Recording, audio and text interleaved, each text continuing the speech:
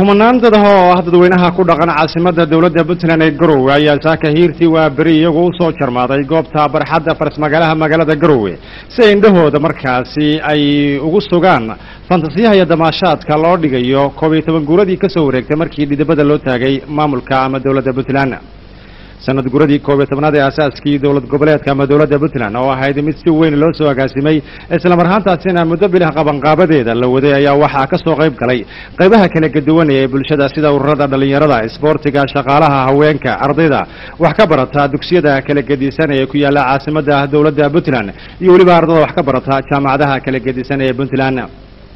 ciidamada kala duwan ee maamulka Puntland ayaa iyaga la fahantoodu gaadka ciyaar ku mareeyay goobta ay markaasi lagu soo bandhigay fantasiyaha sanad gurada 12aad ee ka soo wareegtay markii dhidibada loo taagay maamulka Puntland sida ku xardhan dastuurka dawladda Puntland 7 gobol ayaa maamulka Puntland uu ka kooban yahay iyadoo lagu xuseenayeen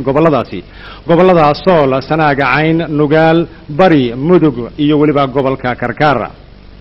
madaxweynaha dawladda Puntland Dr. Cabdiraxmaan Maxamuud Faroole iyo ku-xigihiisa General Cabdisamed Cali Shiro goob joog ah iyo waliba xubno ka socda saddexda gole ee xukuumadda baarlamaanka iyo waliba golaha garsoorka ayaa waxa markaasi ay fadhiyeen goob si weyn loogu qurxiyay calanka Jamhuuriyadda Soomaaliya iyo Puntland taasi oo markaasi muddo laga soo shaqeynayay waxaana madaxweynuhu salaan sharaf uu ka qaatay cutubyo ka tirsan ciidamada kala gedisan ee dawladda Puntland oo isugu jira ciidanka daraawishta ciidanka asluubta iyo waliba ciidanka booliska kooxda bamboyda ama muusikada ee ciidanka daraawishtada Puntland ayaa iyaga la fahantooda halkaasi ku garaacayay muusiga astaanta calanka Soomaaliyeed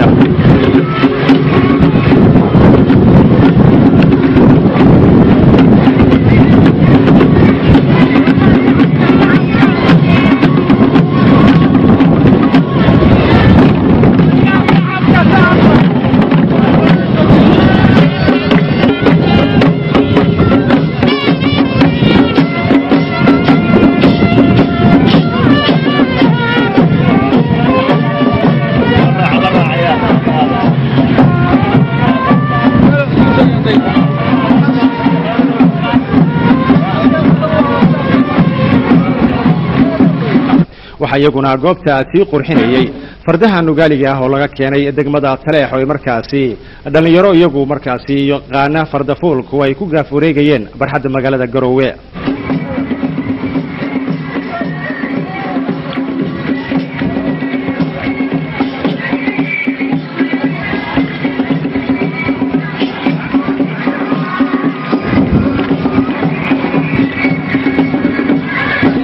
kumanandada ayaa markaasi shacabka isla helay markii ay bilowdeen ama la bilaabay socodkii ay ku mareeyeen qaybaha kala gedisan ee bulshada oo markaasi horkacayeen kooxda bamboyda ciidanka daraawishta maamulka Puntland waxaana xigay inay soo maraan qaybaha kala gedisan ee ururada bulshada haday ahaan lahayd ardada wax ka barata qaybaha kala gedisan ama iskuulada kala gedisan ee ka jira magaalada Garowe iyo waliba ardada wax ka barata jaamacadaha kala gedisan ee ka jira magaalada Garowe xarunta maamulka Puntland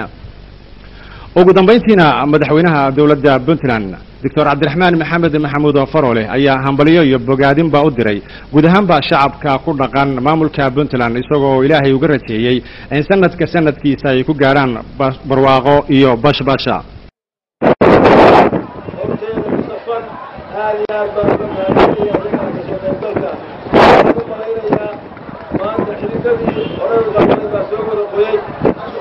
ماشي أو بقاعدنا أبوك قيب قاتي وحي أول لغو مشغول صلاة وحا وحشيك لفد المدير وحالو رجل سنيا إن أي جيري كدو إن خصوصا كرو إن أي دولة نغن كرو وفنان بح لصمعين كرو ولغوصي كرو ولغوفاني كرو وأي نغطو وحلو أبتسلو هل كده هو أبتسل لها كبير وحكا السلام عليكم ورحمة الله وبركاته waxa dadweynaha indhahoodu ay si fiican ula raacayeen qaybaha kala gedisan ee ciidamada oo iyagu markaasi gaadka ciyaar ku mareeyay goobta fantasiyuhu ka dhacay oo gurdanka cagta iyo waliba guuxa codkooduba uu kasbanayay maqalka iyo aragtida dadweynihii iyagu tarabeelka ay u soo daawasho tagay goobtaasi si kastaba haatee fantasiyahan iyo damaashaadkan loogu talagalay sanad guuradii 12aad ee ka soo wareegtay markii dhidibada loo taagay maamulka Puntland ayaa ahayd midaan caadi ahayn Ahmed Ali Farax ETN TV Garowe